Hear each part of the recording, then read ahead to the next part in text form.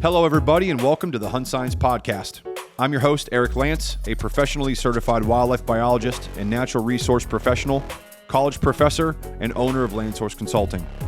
The Hunt Science Podcast is dedicated to bring you the latest information on popular habitat management topics, wildlife science, hunting strategies, and the general conservation and land management practices to help preserve our natural resources. Thank you for joining us today. We are excited to have you with us and hope that you enjoy today's episode. With that said, let's get started. This episode of the podcast is brought to you by our primary sponsor, Land Source Consulting. Land Source Consulting is an Ohio-based wildlife and land management consulting company that I own and operate not only here in Ohio, but through the Midwest and beyond. At Land Source, we work with private landowners just like you to build and develop those property-specific management programs to help bring the goals that you have on your property to life.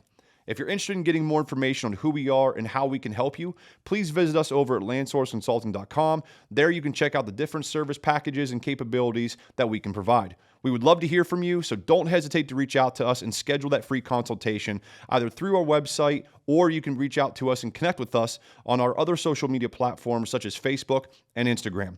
That's landsourceconsulting.com, building relationships for a more sustainable future. Hello, everybody, and welcome back to another episode of the Hunt Science Podcast. I'm your host, Eric Lance, and I want to welcome back those of you who are returning listeners of the show, and of course, give a big welcome to those who are checking us out for the first time. Now, as usual, a few general reminders. If you've not already done so, head over right now to the YouTube channel and hit that subscribe button. Give us a like on our videos, and don't forget to hit that bell icon for notifications on new content that we drop here on the show. You can also follow our show on all the major audio platforms where podcasts are consumed, such as Apple and Google Podcasts, Spotify, and Amazon Music. Leave us a 5-star review rating and leave us a comment to help us boost our show on those platforms as well. Lastly, let's not forget to head over to all of our social media pages, such as Facebook, Instagram, Twitter, and TikTok, to follow what we have going on over there, and hopefully like and share all of our content to help spread the show to the masses. We truly appreciate everything that our listeners and fans are doing to help us out, and all of this only takes a few moments of your time, but helps out absolutely exponentially and is just a tremendous boost for the show. And those of you who are doing it, we truly thank you from the bottom of our heart. All right, in today's episode, we have a very special guest, Dr. Phillip Lavretsky, who is a wildlife geneticist based out of the University of Texas at El Paso, who studies DNA in a wide variety of species, but has a particular emphasis on waterfowl. Dr. Lavretsky came to my attention after reading some of his published literature here recently on the issues that wild North American mallards face with the introgression of domesticated game farm mallard-like breeds of duck into the wild populations that we have here in North America. On this episode, we discuss what led to this, what the issues with this are, and just a whole lot of other information around the topic and why hunters such as us and everybody listening should really take this issue seriously. Now, without any more waiting, let's get this episode started, and let's welcome Dr. Lavretsky to episode 25 of the Hunt Science Podcast. All right, everybody, welcome back to another episode of the Hunt Science Podcast. I am joined with Dr. Phil Lavretsky for actually take two. How you doing? Take two. Yeah. All right, I'm good this morning. How are you doing? It's good. Good. So for those listening, we had some technical issues on the last episode. I had a rodent get into the attic and chew on my Ethernet line and cause a lot of bandwidth issues and stuff in the episode that we did prior. So we decided to redo it. So thank you. I know your time is busy, and I appreciate you coming back on and re-talking about what we talked about last time. I'm always happy to talk. Awesome. So, let's give a brief introduction to who you are, right? I'm sure a lot of people probably don't know who you are.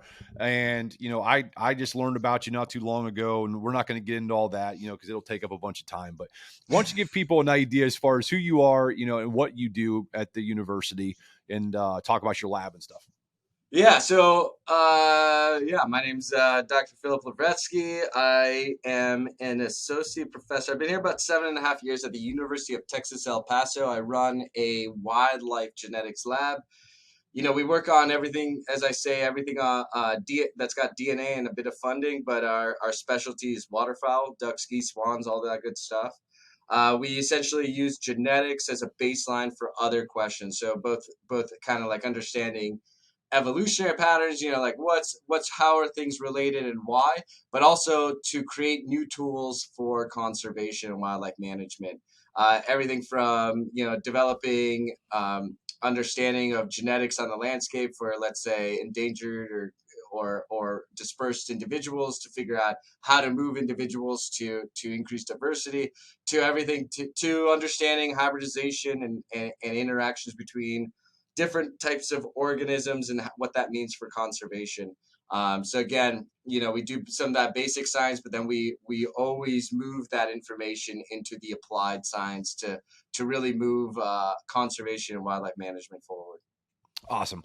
Yeah. So do you want to talk about a little bit of what you got going on the AI front, or?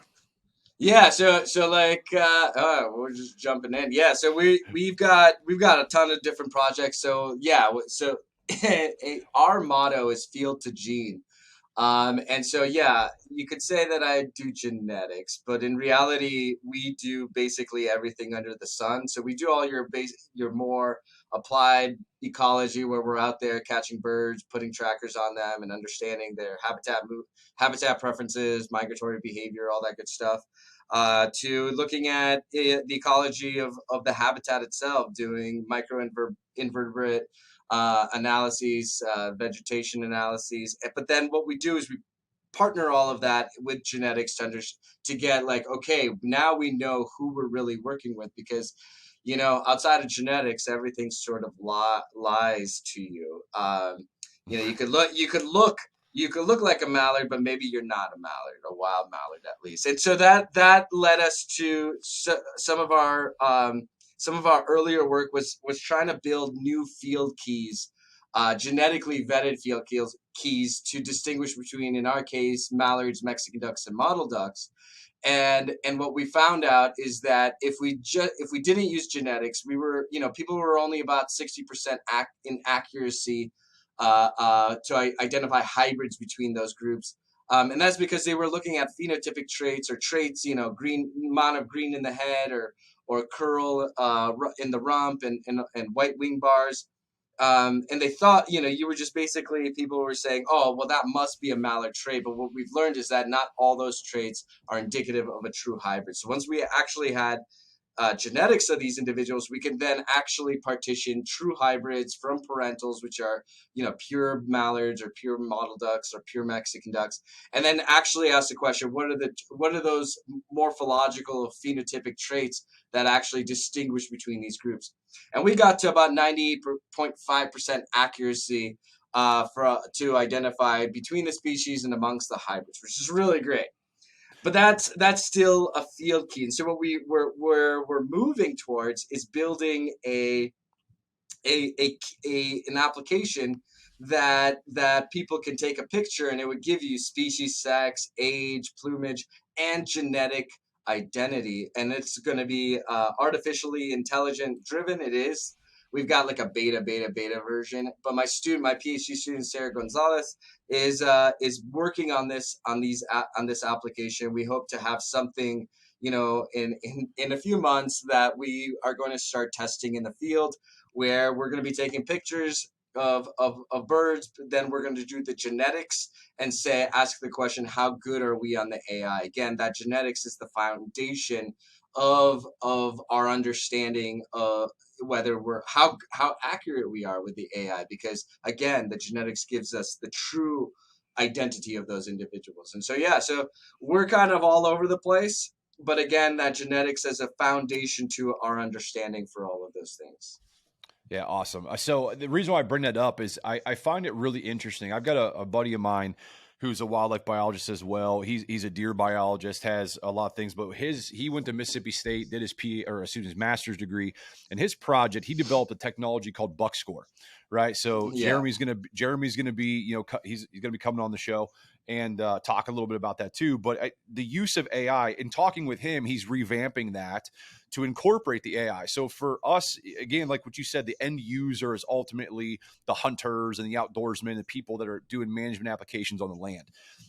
I really am encouraged, I guess, to see how AI is being used in ways in which you're using it, ways in which Jeremy's used it, and ways in which other people are going to start using it in order to better help. Because, you know, I just like you said about waterfowl, it's your guys' thing, and you mentioned mallard like, you know, species, individuals. So that's why we're going to be talking about. We're going to dive into that so people will get a better understanding what we're talking about. But for me, it's a very personal thing for me because it's something that I'm interested in, as you and I have talked, you know, multiple times offline. Absolutely. So it's something that I think really needs to be brought about. You've talked about it multiple times. You've published papers on it multiple times, and I'll have all that stuff in the show notes. So we don't need to really get into that now. I can forward people over to where all your research and stuff like that is done. So we don't need to do that. But I wanted to bring up the AI piece because it is really exciting after this episode is over and people have digested the information to hopefully realize it in a couple years or however long it takes.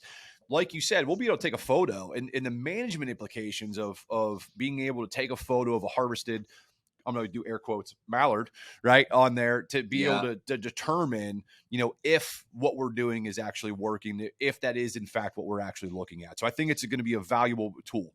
Yeah, no, we're really excited about the potential of this thing, and hopefully there's some folks we are, you know, I'm just gonna put it out at this stage and see if anybody bites. But we're looking for financial partners to actually bring this to light, to bring it to market, because I think there's a lot of potential, management conservation potential here. Because you can imagine if we're going to get into the mallard story, but even mallards and mottle ducks and mallards and black ducks and mallards, well, really mallards and anything, and potentially if the state and feds say yes, this is a tool that we are going to be using, which is who is going to be getting it first. So we're going to first apply it for banding crews, people who are out there banding birds. And what this is going to do is standardize the way we identify between all these mallard-like ducks and their hybrids and whatever, instead of somebody being like, at 3 a.m. kind of like one eye open saying, I think it's a hybrid,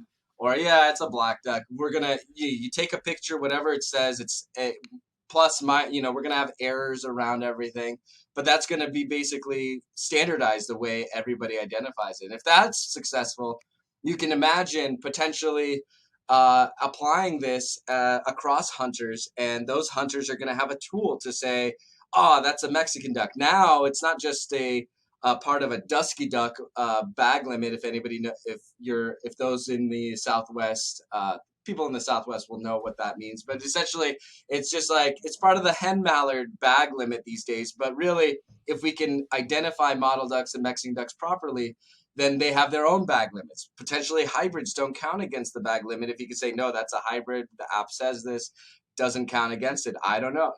There's lots of applications here. But more on top of all of this, we can actually monitor populations at real time if we have enough hunter buy-in.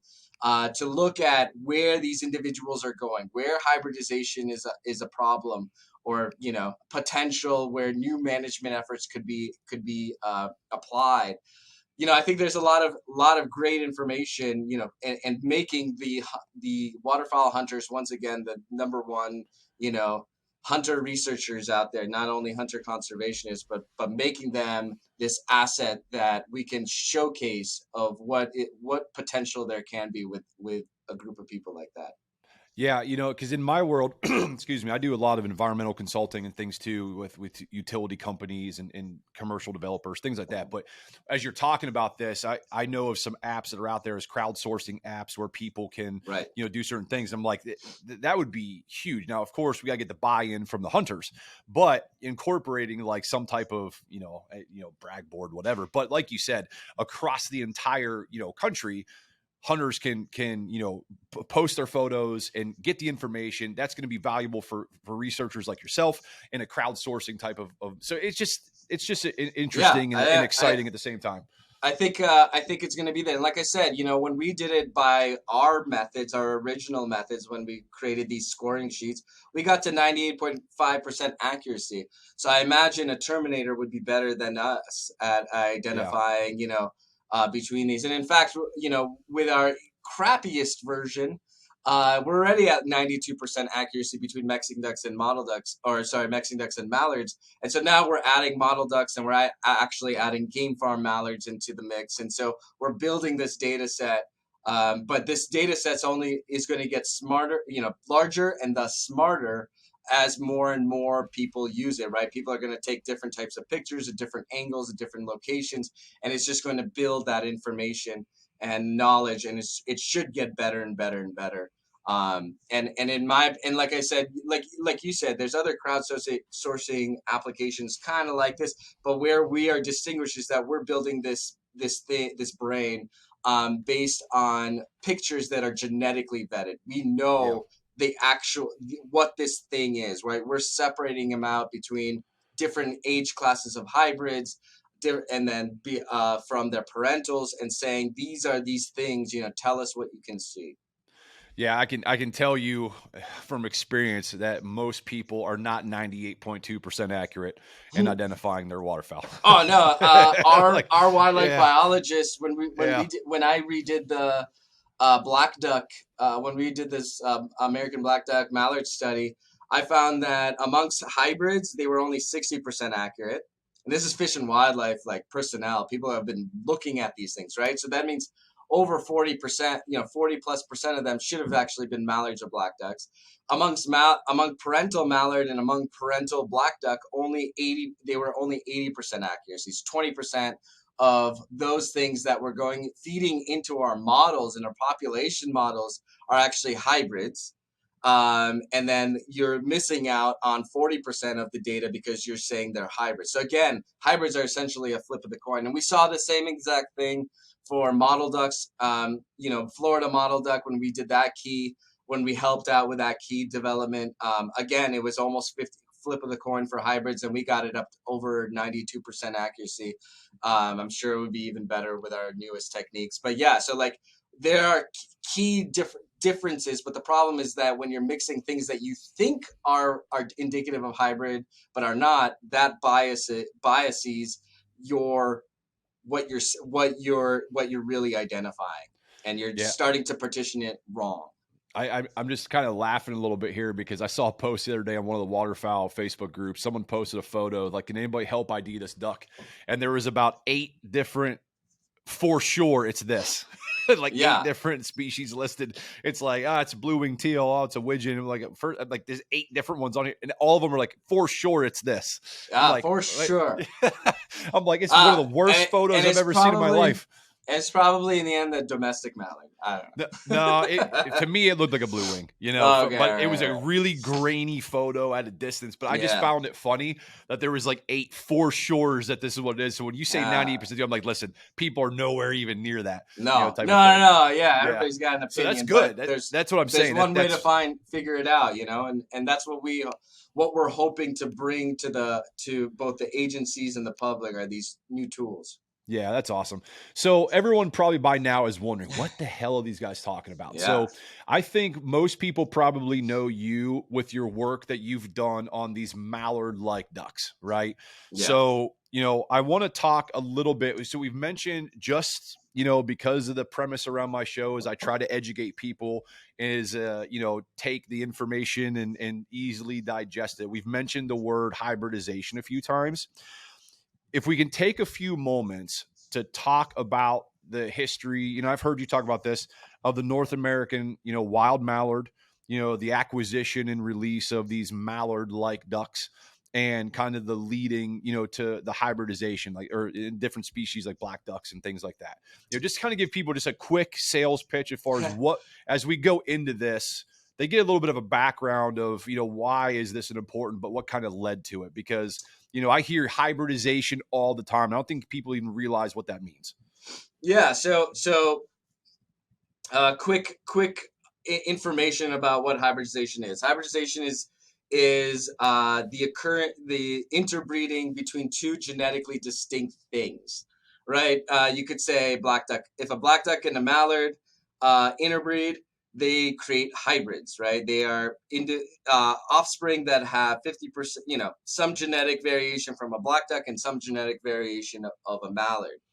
And so that's hybridization. And then what we're also trying to understand, if those hybrids are viable, then you should have what we consider back crosses. So those hybrids are going to try to breed with a mallard and or a black duck, and thus you're making what generational hybrids, right? So like a second generation or a third generation. And so if that's the case, then what you've got is gene flow, which is the movement of genes from one organism into another. So you can imagine the first gen hybrids, true hybrids, F1 hybrids, where a black duck and a mallard interbreed, they make a hybrid. But if that hybrid is sterile or inviable, that's it. It's a dead end. It was lost breeding potential for both of the species because, they could have made mallards and they could have made black ducks, but they didn't, right? So that's what we consider lost breeding potential. But then if you've got those hybrids are able to breed, to whatever extent, then what you've got is gene flow, because they're essentially a vessel of genetic material of the two species that then move between them. So you can imagine a mule is what you consider a hybridization occurred, but there's no gene flow, right? Mules cannot breed; they're sterile. So you got a horse and a donkey, make a mule. That's hybridization. But then that mule can't interbreed with either the parents, and so that's it. It ends, right?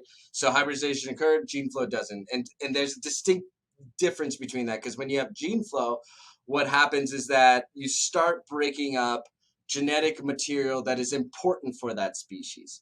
The more gene flow you have, the more likely that more of the population loses the adaptive things that they've evolved through eons, right? And so that's a problem. That's typically a problem. Sometimes it's not, sometimes it is. And that's something that we are interested in understanding. How much is hybridization and gene flow, if it occurs, a problem? So that's sort of a baseline there. So let's get to a waterfowl. So so in North America, there are wild North American mallard-like ducks. So that would be your American black duck, your two types of mottled ducks in Florida and West Gulf Coast, and Mexican duck, and obviously the mallard. And what happened is that you've got mallards naturally really only occurred in the prairie potholes. So that was west of the Mississippi River for eons, right? East of the Mississippi was really black duck ecology. That's where black ducks strived and mallards did not. But what happened in the early 1900s to 1920 is that not only was there ag practices changing, where boreal forests were being cut down at high levels, making it look like a prairie, open ton prairie potholes. So you've got birds coming from the west, but people in the east who didn't really have mallards, right? For a long time, mallards were this vagrant. It's essentially seeing a cinnamon teal there, especially in the Northeast. And so some entities decided that they wanted mallards. And initially they tried to breed black ducks and mallards. They caught wild birds and they tried to breed them. And again, if nobody knows this, in that time period, this is market hunting. So populations are crashing, and in general, we want more birds in the air and stuff like that. Okay, so they tried to do it, but it wasn't really successful because it takes time to get wild populations to breed at the levels we like them to breed in a cage, right? To make them chickens, essentially. It takes time. And more or less, somebody must have known that the Europeans had sort of perfected this type of breed that is known as a game farm mallard. It was first that name first popped up, that actual name, in 1890 in Britain, where they were ringing or banding game farm mallards for release for hunting purposes. But we've tracked it down to about 1650, where King Charles II asked specifically for wild birds to be brought into captivity to be raised for hunting purposes. So this is a breed specifically for the last 400 years have been bred and sort of contoured for hunting purposes. So they look like a mallard, but as we're going to get into this, they are nothing like a mallard. And so anyway, so somebody figured this out and they brought them over. They started propagating them in North America. And between 1920 and about 1960, about 500,000 a year were released. And today, from 60 to even today, about 250, 270 thousand are being released, with about 210 or so in the Atlantic flyway in the east. And that in my opinion is low numbers. I imagine it's even more than that. So these birds, so now you've got these input of sort of wild mallards from the west, and these input of game farm or captive reared mallards, and so you've got this interesting dynamic happening in the east. And that's sort of the quick of it, background of what occurred in North America. You've got these sort of changing ecologies and changing landscapes, and direct input by people in North America. Yeah, that's perfect. I think that's going to paint the landscape for everybody. It's also important to understand. You mentioned the physiological or the morphological differences, right? I think that's also something that's really important to understand, and we'll talk more about it a little bit later. But dive in a little bit, as far as you mentioned for 400 years these things were bred to be more of a sportier bird, right? And as that artificial selection kind of took place, right? What did that look like, and how did that shift these mallard-like ducks to looking like a mallard, but what's making them, different? So let's go from 1920 to today. And so the way about in 2019 we first published this story where really we were looking at the genetic demise of the black duck in North America. But what the true story was, that I was finding this genetic signature in huge numbers of what we consider mallards from the wild that wasn't wild. And we now know that it wasn't wild because then we went to the Smithsonian and got wild birds from 1850 to 1900, so before all these releases, and that they had a genetic signature that we find in Western mallards. So they, a Western mallard today that genetics is the same as 150 years ago. So we know that that's what it was. And then what we did in 2020 is that we went out and got game farm mallards, because I knew this story of game farm mallards release, but I was also taught that it's okay to release these things because they don't leave, they somehow are tied to the pond that they're released in, or even if they left the pond and then didn't get shot, they couldn't survive. They did survive, they didn't breed. Well, unfortunately, if this is true, I shouldn't find your genetics on the landscape, right? So you shouldn't be if you don't survive, you don't breed, you don't have any babies, so your genetics should be gone. It shouldn't be on the landscape. But unfortunately, when you go to the Atlantic flyway, when we published in 2019, our best estimates for the Atlantic flyway, if you looked at a mallard, was that you had an 8% chance that was genetically a wild mallard. And today it's less than 2%.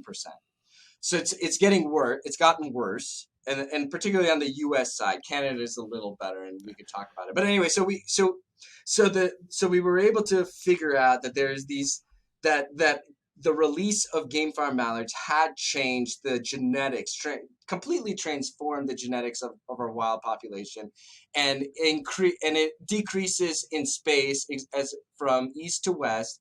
Exactly where the largest number of releases is where it's the biggest problem, and it goes and it declines. And the Mississippi flyway is equally, parts of it are equally as bad as the Atlantic flyway, but a little bit better, I guess. I don't want to hear that.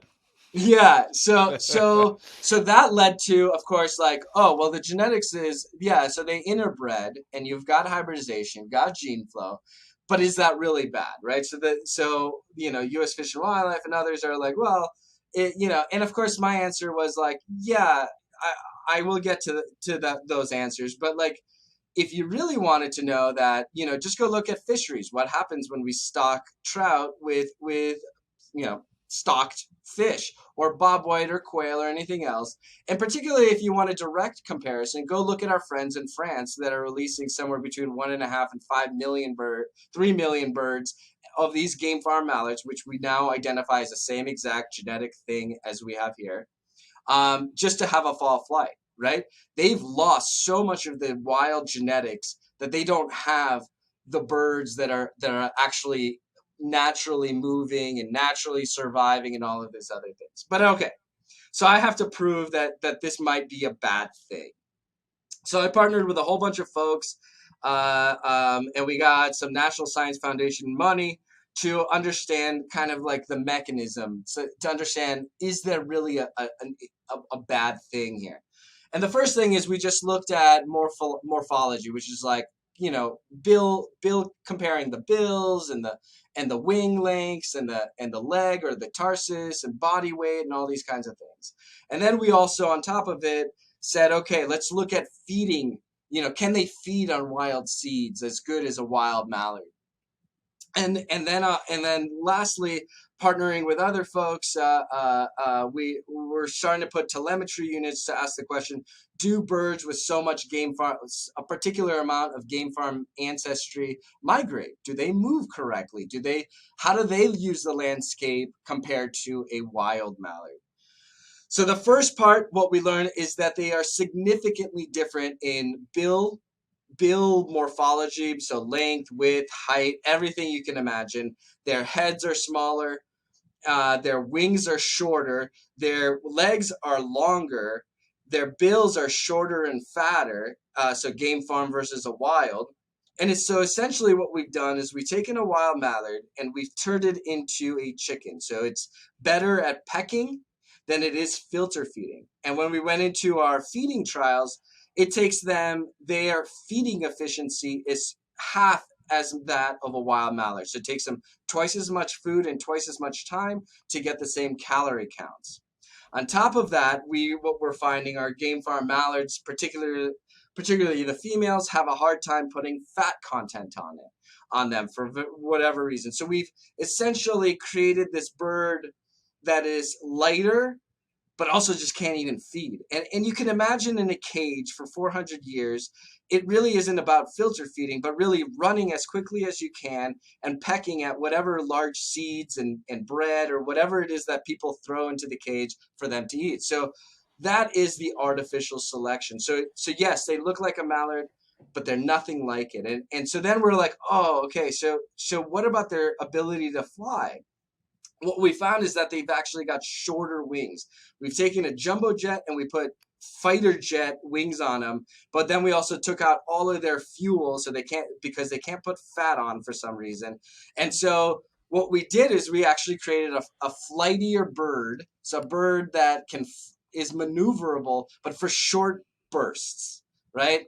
And so then we're like, okay, so does the telemetry suggest this? And yes, it does. What we're finding is birds with more than 30% game farm ancestry in them have these random walks, short distance movement, and highly tied to urban setting as compared to a wild mallard. So that was a ton of information because we just don't have time to really go digest into all of it. It's fun. But what I'm trying to get across is physiologically, morphologically, basically anything. These things just look like a mallard, but they are nothing like a wild mallard. And what this really would come down to is, let's say I wanted to reintroduce wolves and I used some sort of dog breed to reintroduce a husky to reintroduce, because they look like a wolf, but obviously they're not a wolf anymore. And that is essentially what we're doing on the landscape, is that we're changing the type of mallard that we've got on that landscape. And then of course the more interesting part is where we see the largest loads of hybridization, which is the Great Lakes and the Atlantic Flyway, at least on the US side, is where we're seeing population declines, which is all. So obviously now I have to prove that there is a direct link between the traits that would, in my opinion, be maladaptive in the wild, because you've got a bird that can't move very far, can't put on calories, can't feed on wild seeds, and doesn't have an innate ability to migrate on a landscape.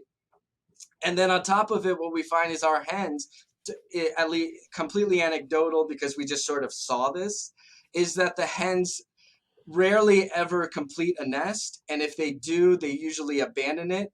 And on top of it, a lot of times when we had them in captivity, there's basically just eggs pooped out like you would if they were chickens. Yeah. And that's what we want, right? We want birds that are constantly producing eggs so we can pick them up and put them into incubators. And that's what we've got in this breed that we consider a game farm mallard. And I just wanted to clarify.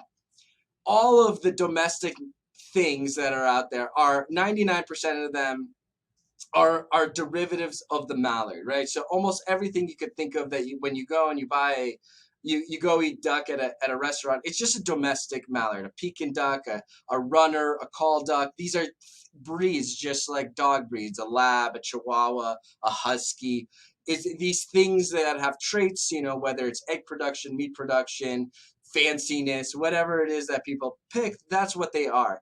But when you do that, you are, if I put a Pekin duck out there, you're not going to tell me like, oh yeah, I've got a mallard population. They are not wild anymore. They're domestic versions that we've created.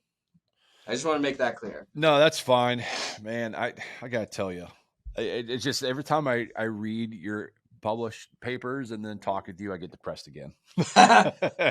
Yeah, and don't take it personal. Oh no, yeah. and when Yeah. I first started putting this stuff out, I was like, maybe I'm the only duck hunter that cares that when there's a greenhead coming into the spread that it's a wild mallard, and I'm like, I wonder how people are gonna feel about this, because I know that a lot of people like to shoot these things, or at least there's a consortium of people that like to go out, and you get the funny thing is, like, between I think it's 10 and 2. For some reason, wild mallards don't fly. Between 10 and 2, you can basically shoot however many of these game farm mallards as you want. And I don't see that. I don't see the fun in that. I know some people do, but now what's happened is, like, if that didn't have any impact on the wild population, I'd be like, yeah, go ahead and do whatever you want. But the unfortunate thing is that it's having, in my opinion, an evident and clear impact, a privatized duck on a public resource. No, it for sure is. I mean, when you throw out numbers that you've documented and looked at, and you said the Atlantic flyway used to be 6%, or it was 8% only 8%. 10 years ago, and now it's 2%. So the most recent numbers is in some states, in some U.S. states, it's almost 0%. And yeah, it's gotten worse, is what that. Yeah, suggests. And you look at the paper you just published in March, with here in Ohio, like, what was it, 300 or 400 birds you looked at?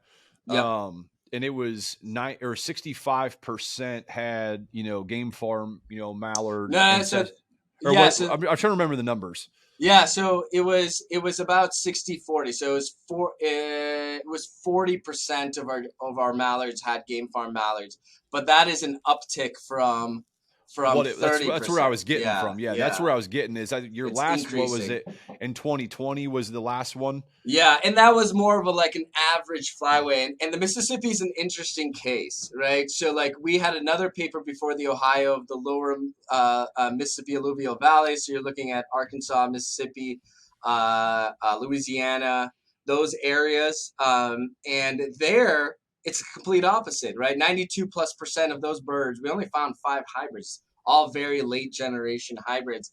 So the majority of those things were wild. And when we look at telemetry tracks of those birds, they're all from the prairie potholes, North Dakota, South Dakota, which are also 100% wild. So there's this interesting meta population dynamic, because if you go out north of Tennessee, those numbers just completely flip-flop. I mean, we've got that Ohio paper, but now we've got all the Great Lakes states, and all the Great Lakes states are not doing great, right? They're actually even higher than the number we published there. They're already now, every year, some states are in the 80+% have game farm mallard and are mostly hybrids now.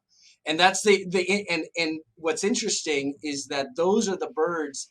They just their migratory tracks don't go into really the prairie potholes, which is a nice thing to see. They have a lot of connectivity with the Atlantic flyway, which is what we guessed. But they also have these weird movement patterns where they just don't go south of Tennessee. Doesn't make any sense. But actually, it's now telling us why the lower Mississippi alluvial valley mallards are mostly wild, because you're not getting this input from the Great Lakes. But potentially those birds used to come down, and I've always thought, now seeing all these all these data sets come together, it's interesting to me because maybe a decade ago, there was this whole conversation about why are there less mallards in the southern part of the Mississippi Flyway. Well, potentially these birds used to come down there, but because their genetics have changed to the point where they're like, I don't know what to do on this landscape, those birds are no longer coming down there. So there really has been a change in numbers of birds coming down, because you've got this whole group, this whole population that probably once came down there that no longer does. Yeah, and plus, I mean, physiologically, they can't make the track. They can't make it. That's what we think, right? So we think, now that we know this physiology where they just make these little tiny, like they've got it's basically having the crappy, like the first version of a plug-in electric where it's like, I can only go 30 miles. I gotta like, there's just no power. It's not fine-tuned. Yeah. I mean, that's the thing too. And where I kind of come in is, I heard about you because I'm getting ready to apply for my PhD program, and really didn't know what I wanted to do. So I'm involved in my Delta waterfowl local chapter, and we do a lot of the hen house nesting structure projects, right? We've got about 35, I believe, that we take care of and maintain. Most of them are on public land, but we got some private land. So for me, I'm like, okay, I want to do something waterfowl related. I've always been an upland game bird biologist and deer biologist, and I've really enjoy waterfowl, and that's where I wanted to go. So trying to figure something out with those henhouse nesting structures. Well, then I'm thinking like, and still, I still like them, but I was all excited. And then I read your papers. Then I hear you on podcasts, and I'm like, son of a bitch, so I'm looking at it because in my head as a biologist, my biologist brain starts ticking just like yours does, right? When you see this data. So I get this influx of data and I say, okay, we have this mallard that is acting quote unquote more chicken-like, more domesticated-like. And I look and say, well, my sister's got, ducks, right? She had all different types of domesticated ducks. And I start looking at this and saying, okay, I see it, the grain fed and the eggs dropping all over, but I also see these nesting boxes that are created and generated in there to where we're putting bedding in there. We're putting straw, we're putting, whatever it is. So we're, like you said, they don't make nests, but we're giving them a very big structure of a nest that they can make a little nest bowl in, and they can drop some eggs in. So we are helping them, and we are proliferating their success rate as far as making a nest. So in my head, I'm like, oh shit, like we're putting these things out here.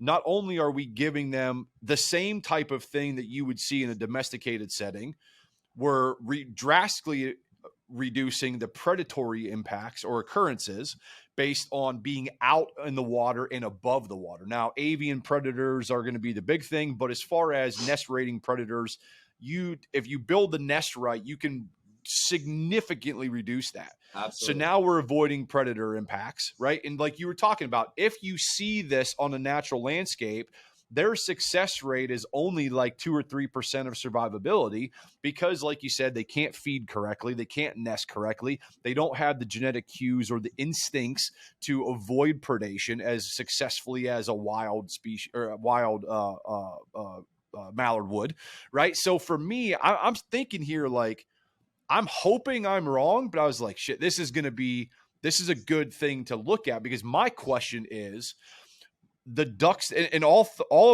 of our hen houses have incubating hens in them and have hatch clutches. So my question is, are we proliferating and exaggerating the success rate of this game farm mallard, DNA within the population, right? My question is, if I get hands on this hen that's in there incubating and send you a sample, is this thing going to be 30% game farm mallard, or is it going to be 100% wild mallard? And it's a question of what kind of mallard are you picking, right? So are we managing for? Are you creating? Yeah. So you're increasing the chances and the probabilities, right? So then, I've had these same thoughts, especially in places where the number of individuals carrying game farm genetics is high, which includes the Great Lakes. Yeah, go ahead and say it. It's us. Yeah, no, Like, and so yeah. and honestly, I didn't think the Great Lakes would get worse unless Atlantic flyway birds were really heavily moving in, which is possible. Which seems like a thing. But on top of it, like especially in Ohio and especially in on Michigan, the signatures I see there, I only really pick up in, let's say, New Jersey and France, which is the two places that have the highest number of birds being released, and that makes me think, either there's people releasing in very large numbers, or B, somehow these things are increasing for some reason, right? Yeah. So then building a structure that mimics their actual genetic predisposition for, which is more, structure like somebody take care of me. Maybe that's a reason that they've been increasing, and that's a great question. I mean, I would love to know. You take some genetics of birds that are using the structures versus those that are naturally breeding on the ground, and you see what kind of birds are those. That will answer that kind of question, and start tailoring. Maybe in locations where there are lots of these birds that really like this particular structure, that are aggressive towards those structures. So maybe the wild ones are just like, oh, I'm not going to even fight for this thing. Maybe in those areas, putting these structures is a bad idea. In other areas where you've got 100% wild, putting these structures are great, because then you're perpetuating that. Maybe there is this dynamic on the landscape that we have to better understand. Yeah, and it's and I love what the organizations like Delta and stuff are doing. I don't want to sound like I'm bashing anything. It's just, for me, when I'm doing something and then I see a new data set come in, as a biologist, I start asking. I mean, that's how you move science forward. It's like, hey, type of thing. So for me, and you asked a question, and I think it's a really good question, because I've had this conversation with other podcasts that I've been on. People know that I'm, working around this type of thing. I've mentioned, the stuff that you've got going on and everything like that. So for me, I'm like, I've had conversations with, my friends that I waterfowl hunt with, and I've told them this. I said, listen, I don't want you to take this the wrong way. I was like, but guys like you don't care. And that's the problem, because, you're a researcher. I'm the guy at the ground level. Like, take it for what it's worth. So if it's deer research, I'm the guy at the ground level. Right. So for me, I'm like, I tell my friends this, I'm like, they're just everyday, hunters, just regular outdoorsmen.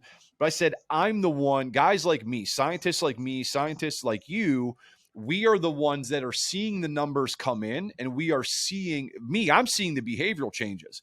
Because when you mention, run faster, get the grain, bread being thrown out, I see that, right? I see people doing it, and I see the ducks acting like that along the landscape. I see ducks decoying a lot easier without fear of anything, like a domestic duck, right? And then you see some duck, like, that damn thing just won't decoy, right? So you see these behavioral changes. Now, whether or not you pay a lot of attention to it, but I told my friends, I said, listen, I was like, I know you're not going to care when I say this. It's not a big deal. Humans, unless it drastically affects us, we don't care, right? Whether it's health related, I mean, that's just how it is. I mean, your tooth hurts. It's got to be a world war before people care. I was just talking about this the other day. Like, my tooth it wasn't hurting, but it was like, okay. And then it went away. And I'm like, I know the check's going to come due sooner or later. Right. But it doesn't affect me this moment. I'll call tomorrow type of thing, until tomorrow is here and it's a Sunday and I can't get in. Right. But anyway, I was like, listen, we're going to go this fall and we're going to smack, green heads like we do every year. I said, but I want to put this in your ear, and I use your studies, and I probably got the numbers a little bit wrong, but I was like, from when his 2020 paper to the March paper, I'm like, a 10% increase. Yeah. And such a small, I said, listen, I hope in my lifetime I don't have to run into this, but I'm also an advocate talking about the hunting generation, the hunting heritage. I want to hunt mallards with my grandkids. Right. And that's where I think of, and that's where I think us as biologists, as conservationists, I said, listen, we're seeing a problem. Mallards are everywhere. hopefully, right? We see greenheads everywhere, but we are guys like you are starting to see this problem that if we just ignore it, there could be a point where, like you mentioned earlier, what happens in Ohio when I want to go hunt a ringneck pheasant?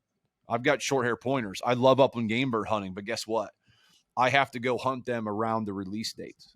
Yep. Now you're talking about domestically raising mallards, which aren't going to, like you talked about earlier, it's going to take a long time for them to be successfully, bred in captivity, right?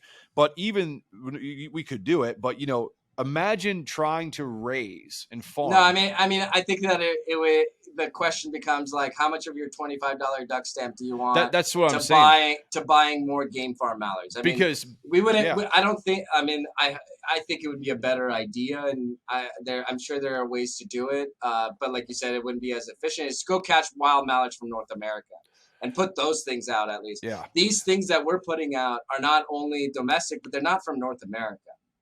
Yeah. They're of Eurasian stock, 400 years of agricultural presence, and brought here, right? So you're putting something on the landscape not only that has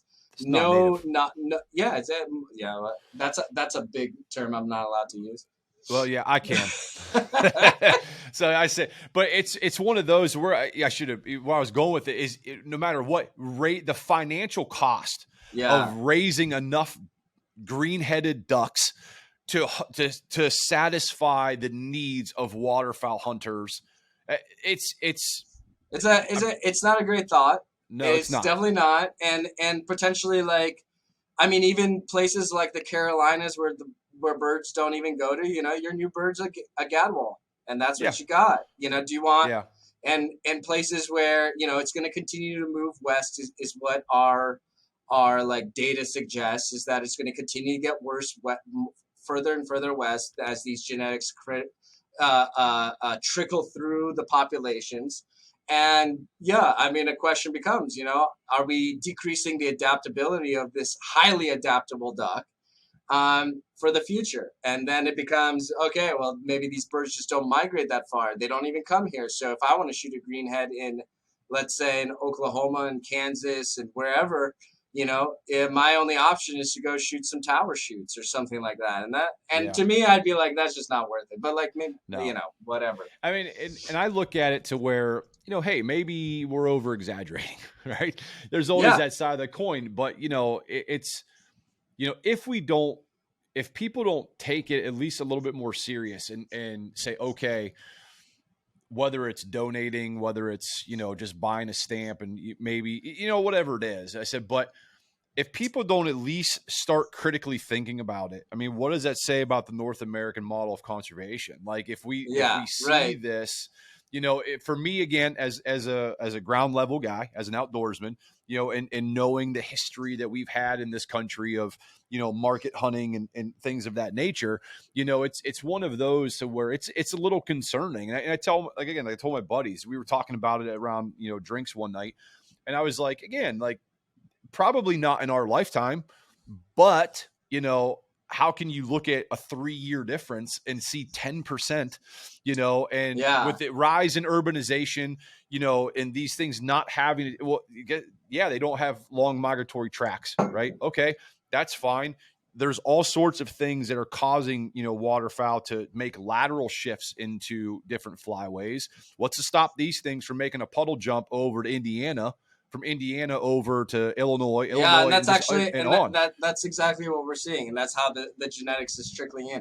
You're right, and really what it is about a conversation, right? We need to continue to have the conversation and have the right people hear it. If somebody out there, that has some pull and some weight, I'm happy to hear that the Mississippi Flyway, the council there, is actually taking this seriously, and they're about to put out a statement about game farm mallards and game farm mallard release, or at least a statement to have this conversation going. You're right. Maybe we're over exaggerating, but anybody listening to this can go over to Europe and particularly France and see how they do these things, and see where they've been doing it for, again, a couple hundred extra years than we have. And you could see where they're at. Yeah, and you talked about trout, and I brought this up too, like you did, with my friend. Like, hey, like when we want to go trout fishing, where do we go? We go to certain Yeah. spots after releases, pheasants, quail, whatever it is. If I want Salmon, to get, and pretty much yeah, any fishery at, yep, at this if point. Yeah, what happens is that when you put things into a cage, and we now learn this with, especially the fisheries people, they have great data on this. It doesn't take very long for things to go haywire, and that's because in a cage or in a tank, in that case, everybody wins, right? You put some food out, everybody's winning, but not everybody wins in the wild, and yeah, that's the difference, is that you're taking the natural selective pressures away from that, and then you're putting individuals that are not as adaptive, or even way less adaptive, back into that population, and that is what's decreasing the adaptive capacity of that population, decreasing salmon, decreasing the number of salmon that actually go and spawn because they can't find their rivers anymore. That has other reasons, but for like you said, for trout, if me and my kids want to go catch some trout in certain areas, unless they stocked it, they're all dead probably. yeah, yeah. Because when you have areas like that, like you said, tank, whatever, you're no longer measuring fitness. No, Fitness is no fitness is not a fitness is thing. no, it's not Yeah, existent anymore because, like you yeah, said, everybody wins, and and I told my buddies, I don't know about you. I was like, but the thought of possibly one day, like you said, having to rely on doing a tower shoot or wait for some release by a state, agency to go hunt greenheads, I'm like, that's not appealing to me yeah. because I don't, I mean, going out to pheasant hunt the Dakotas, versus pheasant hunting in Ohio, if you're even trying to compare the two things, you're Day out and of your night. damn mind. It's Yeah. day and night. There's no way. Like the fact that you're even trying to shows an intelligence, and I'm just not going to continue this conversation. Yeah, no, Type of I mean, thing. honestly, it boils down to, like, are you interested in hunting, or are you interested in just killing stuff? Yeah, And I mean, that's a personal thing. If I'm able to decoy and get that greenhead down from the sky after it made 4 or 5 passes on me, then I've done a good job. And if I can't, I didn't do a good job. And it is yeah. what it is. And that's what I want to see. I don't want to see I it's just not appealing to me to go and have things that are just like, just not, they're not wild. Yeah, and I think like you said, most of it just has to be a conversation. It's a Yes. conversation that needs to be heard because I think if you were to poll most people, they wouldn't even know this is an issue. Yeah, You know, and that's exactly what I've been learning. Like, people are just like, I can't believe this is I mean, I outside didn't of know. like people from Jersey, they're just like, that. This is like, why is this still even happening? Why didn't we just shut it down? And this and that. I'm like, look, that's Yeah, and that's more complicated than what you think. Yeah, I'm just happy that the response that I've had, at least through all these podcasts and people just talking to me, it's been overwhelmingly like, what the heck, like, what is happening? And that's been, that has been delightful for me, because I'm just like, maybe I'm the only one, but it's not, no. like you said, I think the Listen, majority would just be like, what the hell?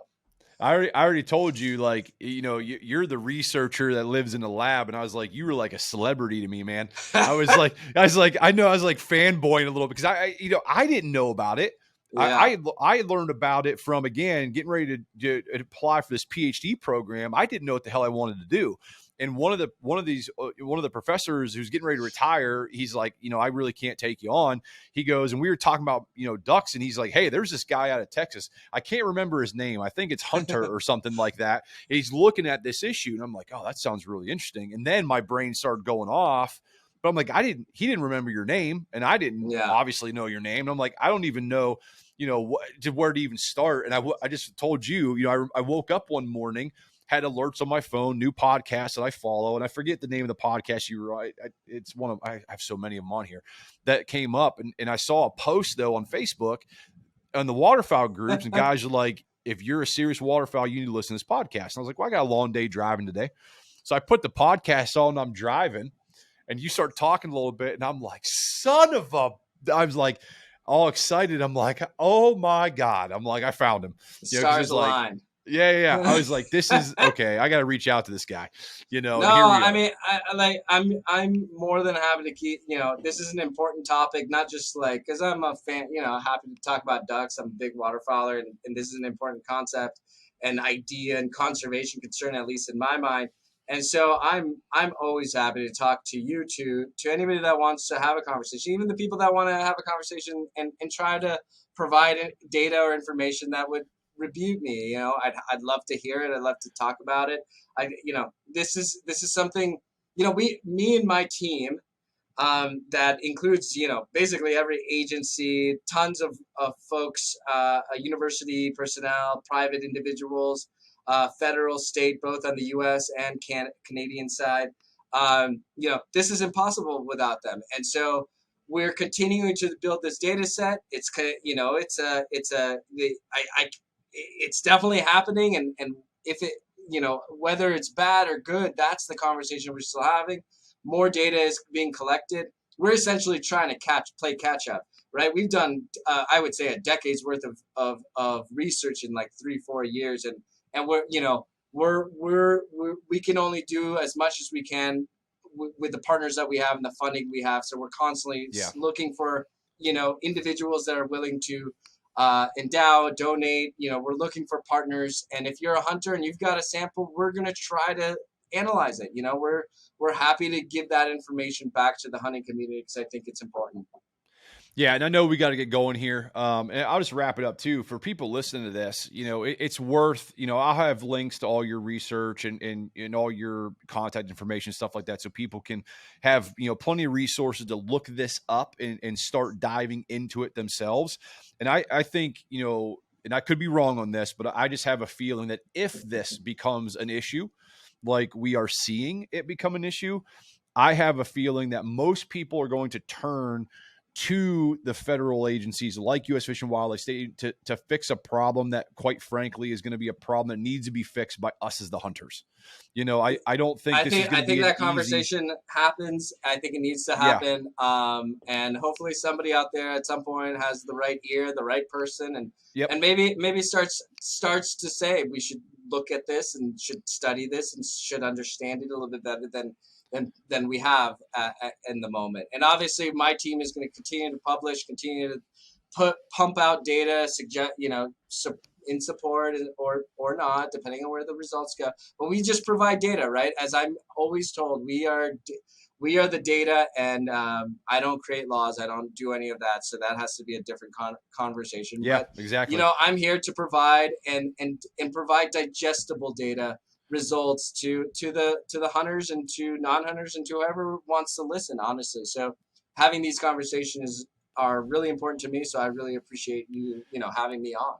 Yeah, awesome, man. Yeah, so, I'm going to be doing more episodes on waterfowl related. I've actually contacted, our state waterfowl biologist here in Ohio, who's also on the Mississippi Flyway Council. So, this ain't going anywhere. This is going to be, something I want to talk about more, and waterfowl in general. So, I appreciate you coming on. I know your time's busy, and I'm sure we're going to do, more content together, and hopefully, as I go into this program, maybe there's a way we can work together, as far as this PhD program that I'm going to be doing. So, again, thank you for coming on. Everybody, check the notes for today's episode. I'll have all the contact information for Dr. Lavretsky and how you can get a hold of him, how you can read his papers and things of that nature. So I thank everyone for joining us on today's episode, and we will look forward to seeing you all next time. And that's a wrap on another episode of the Hunt Science Podcast. I want to thoroughly take this time to thank everybody who has listened or even watched till the end of this episode and had the opportunity to hopefully enjoy the show that we put out for you. It's something that we're really trying to do and take notes and put good quality content for everybody to enjoy. We want to take this moment also to, if you enjoyed the show, check us out over on our social media platforms. Give us a like, give us a follow, check that bell notification, look for the content that we're putting out. Of course, reach out to us, leave comments. Did you like the show? We would love to hear your reviews of the show and any concerns that you have, any updates or any type of feedback to make our content better. We're always open ears for the people that are consuming our show and our content. We want to hear from you. What is it that you want to see, and what is it that you would like us to do? If you want to check us out on any of our social media, first off, you can head over to our website, go to www.huntsciencepodcast.com. You can check us out on Instagram at huntscience_podcast, or you can check us out over at our Facebook page at The Hunt Science Podcast. Any of those is open. You can, like I said, feel free to comment and all of the above that you do with social media. I just want to take this time again to say thank you from the bottom of my heart for everybody for watching and listening to the content that we're putting out. It means the world to me, and I can't wait for you guys to join us on another episode. Until then, everybody, have a great day, and we'll see you next time.